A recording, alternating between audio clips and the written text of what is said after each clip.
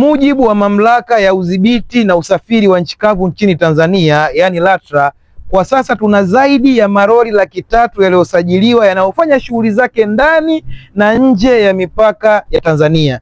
Nataka ueleke kitu kimoja. Hata hivyo, uhitaji bado ni mkubwa sana wa huduma hii. Licha ya uwepo wa treni za mizigo, dimandi bado ni kubwa. Ukiweza kutuliza akili zako vizuri, wewe ambaye unanitazama sasa hivi, ukawekeza hela yako katika hii sekta ya malori, basi ni sehemu ambayo kamwe hela yako haiwezi kupotea bure. Nataka nikupe mfano mmoja.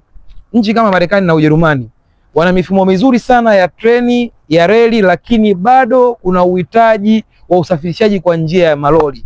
Sasa Dar Auto Broker tumekuja na package bab kubwa. Package ya kwanza ni kulipa kwa installments.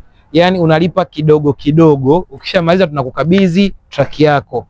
Package ya pili tutakayokupa sisi kama Dar Auto Broker, unaweza ukalipa cash.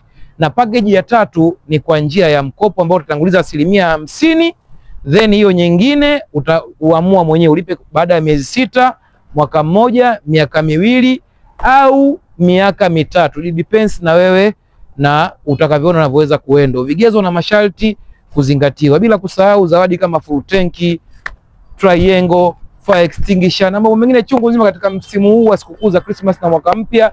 Dar Auto Broker showroom inayotembea tutakupatia. Endelea kufuatilia peji zetu za Facebook, Instagram, YouTube, TikTok na Twitter kwa mambo mazuri. Over.